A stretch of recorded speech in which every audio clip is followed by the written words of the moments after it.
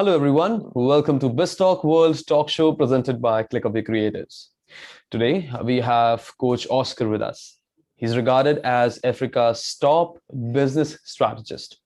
Oscar is a sort of out transformational business coach, international speaker. He's a mentor, he's an author, and a leader as well.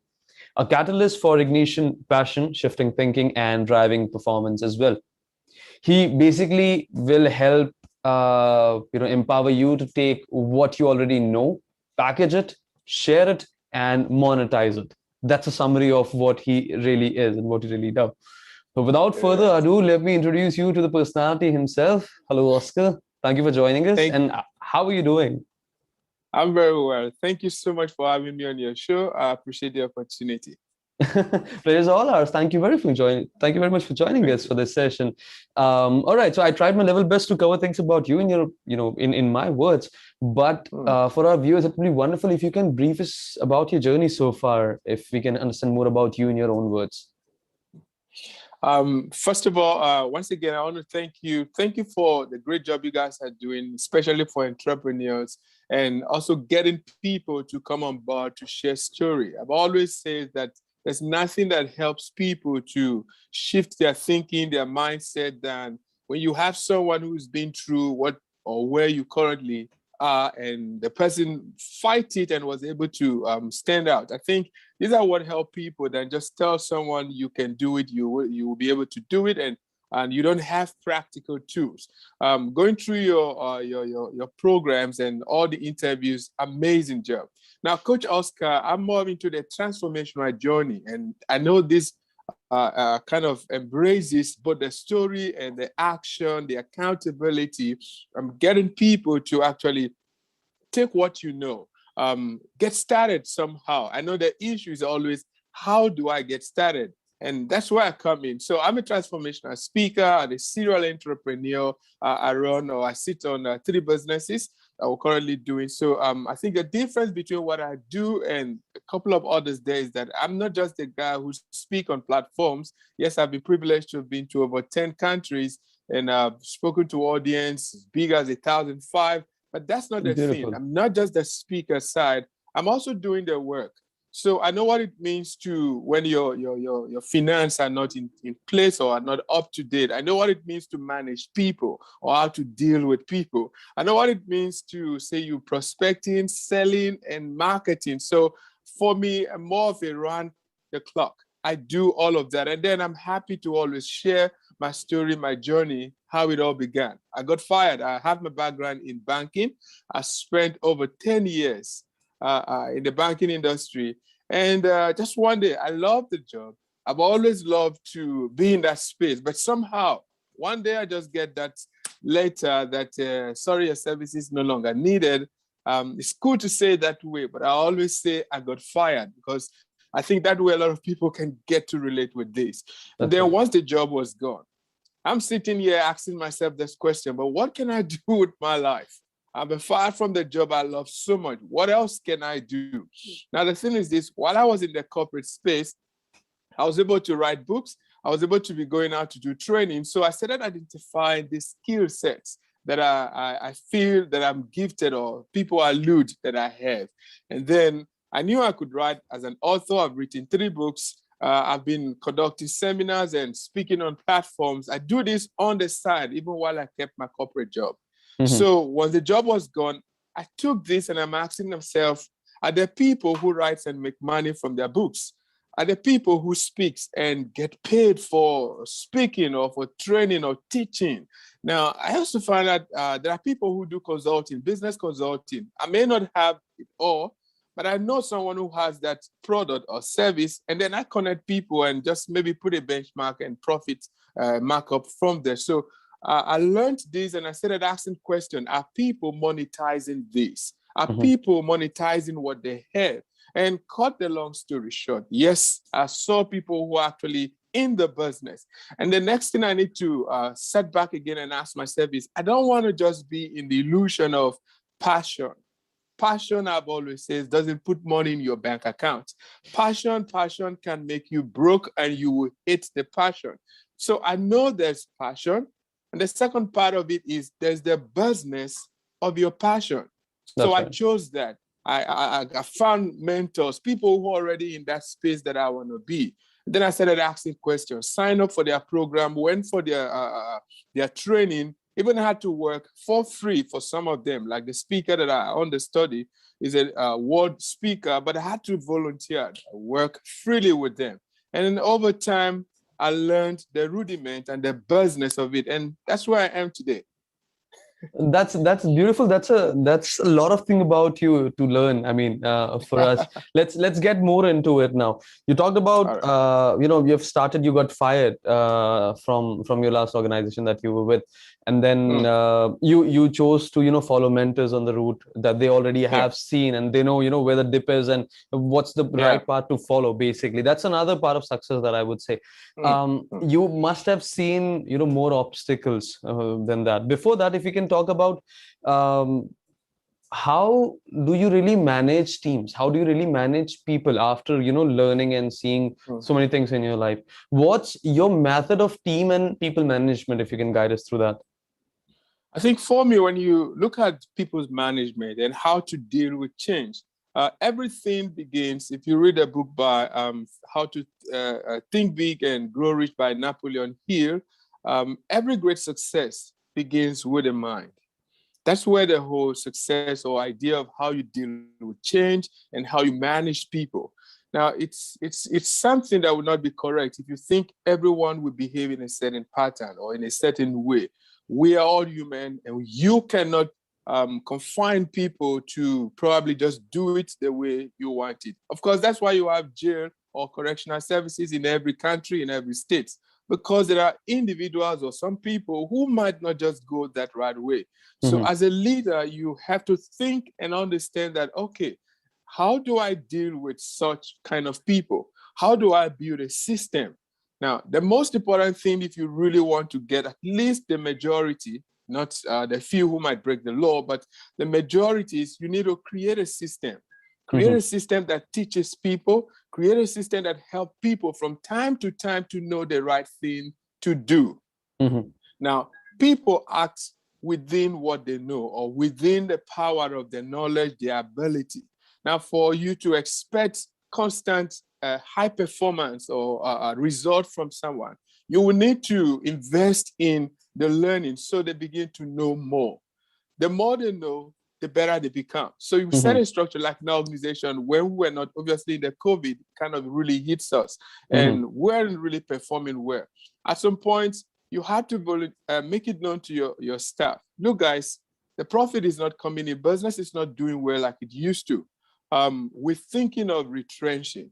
Who would go or who want to stay with us? If you want to stay, obviously, maybe we won't be able to meet up our obligation like we normally do. Is this sacrifice you want to put? Now, what's the point here? There was that openness to have a conversation Mm-hmm. and then paint the picture. Of course, there's a potential or possibility that it will still pick up. We do not know when. Are you willing to go this journey with us? So there Mm-hmm. should always be this engagement with your team, engagement with the people on why they should consider things. You don't put it to them to change, but Mm-hmm. why they should consider it. I think that's so important to look at when you think of how to deal with change and manage people. All right. So you also mentioned about you've been traveled to more than 10 countries for speaking and for the Mm. conferences and for the events. Yeah. What's the difference that you see in an I mean, I'm talking about from the standpoint of coach. What's the difference that you see in the mentality and the head of I mean, individuals from a developed countries and from a developing nation or an underdeveloped nation? What's Sure. the key difference? The only difference that you see that if they change it, then things can picture can we can see a new picture coming up from that particular nation. I think from my experience of having traveled to a couple of countries, met different people of different colors, different religion and race and all of that, first and foremost, the one thing I've been able to identify is that we all human. We are citizens of the earth or citizens of the globe. So we all have that humanity in every one of us. Doesn't matter the religion or the color. every one of the people I've got to meet frown at what is wrong. Very few will tolerate wrong stuff. So I think there's that humanity in all of us and the willingness to be passionate. When you meet someone and you say this person is acting this way, sometimes people act a certain way because of their experience or because of their background or from their orientation. Mm-hmm. Now, my experience, first and foremost, is I've seen people where somehow you thought are not receptive, or people you have, this thing called prejudice. I have to prejudge you even before I met you. And then I am relating with you from the thinking of what a third party already said to me about you without even meeting with you, without even having a conversation with you. So I've seen this, and it's so rampant. And I think that's the one undoing that seems to be turning our world around. Besides that, we human give every human or give everyone the opportunity for the benefit of doubt. Give that person a chance. We all deserve that first chance or second chance, but give, hey, this young man from the UAE, Arab, this man from the US, this man from Kenya, this man from South Africa. We're not all what we've been painted by, maybe the media or by the stereotype typing thing going around. We're first and foremost human. And once I identify this, I see that we all yearn for change. People need or wants to grow. People wants to get better. And how does this happen? The more they get exposed to new things, the more they get taught new things or given a new perspective, the more they want to change.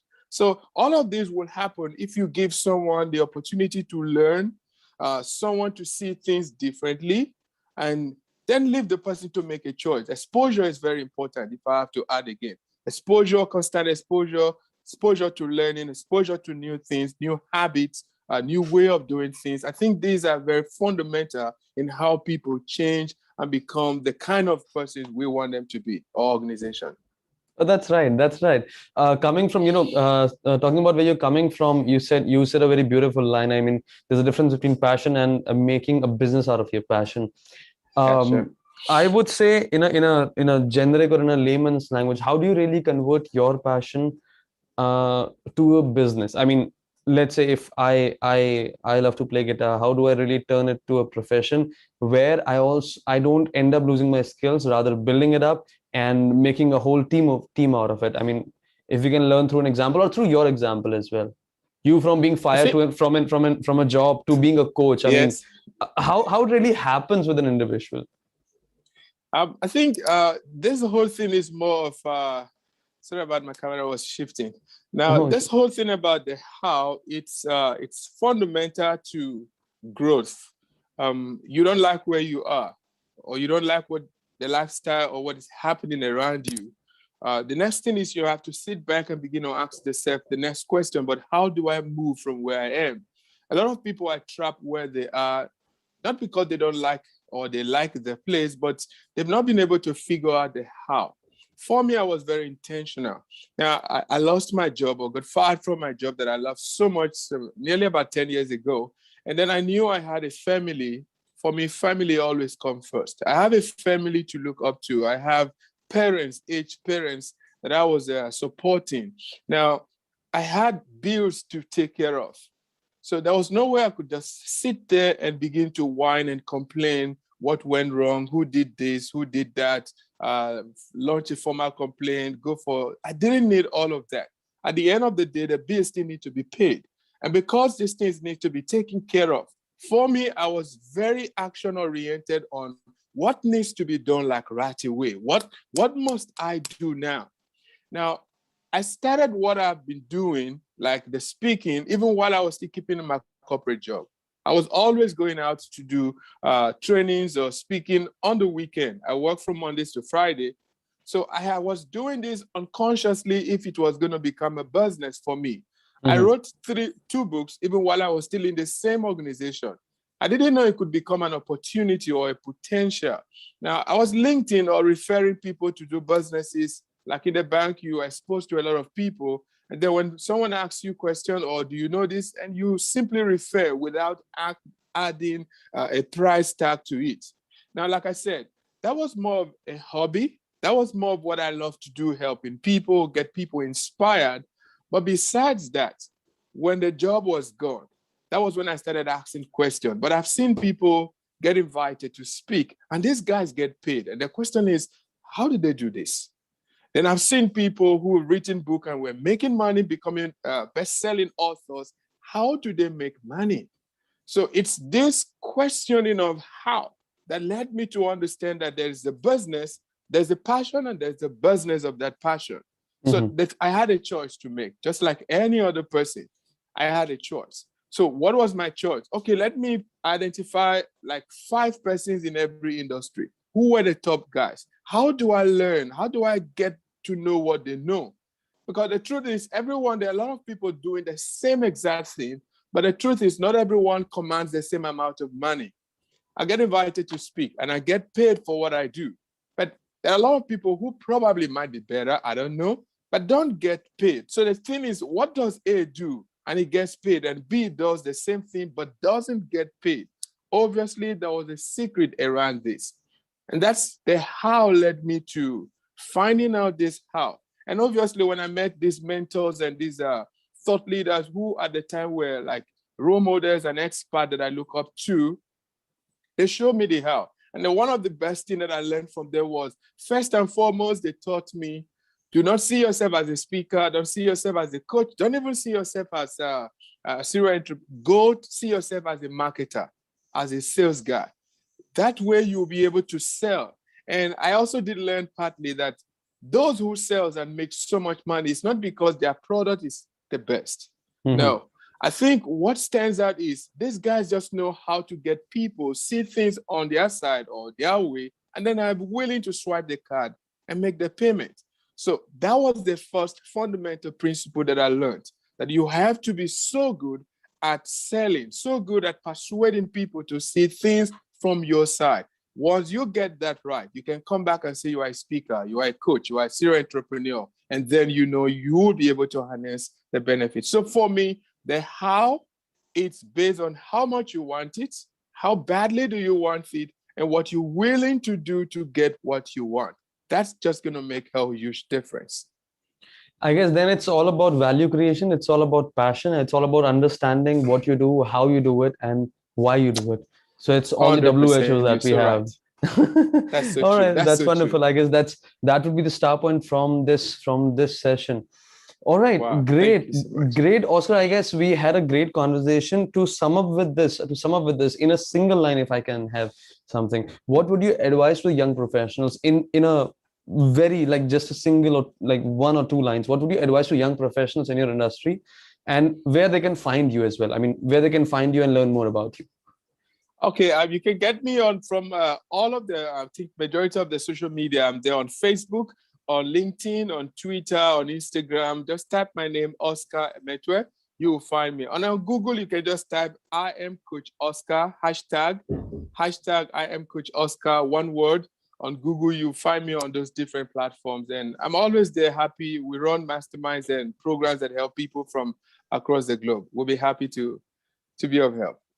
Great, that's wonderful, guys. I guess then our viewers can, whenever you want to learn extra about Coach Oscar, you can go through his Twitter accounts, his Facebook, just smash his DMs and just bombard him with the questions, and you can learn more about him anytime that you want.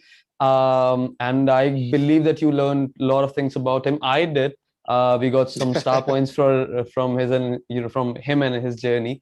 So I would like to thank you very much, Oscar, for sharing such great insights with us. And we, of course, look forward to having a great chat with you again in the future on some other trending topics in the international business industry. And now for our viewers, if you like this chat with Coach Oscar, please like and share this video, and also subscribe to Clickaway Creators YouTube channel to appreciate what we do. And you have more coming in from industry leaders and mentors like Coach Oscar. This was Sagar for BizzTalk World. This was Coach Oscar. We are signing off for now. Thank you very much. Thank you so much. I appreciate it. One love.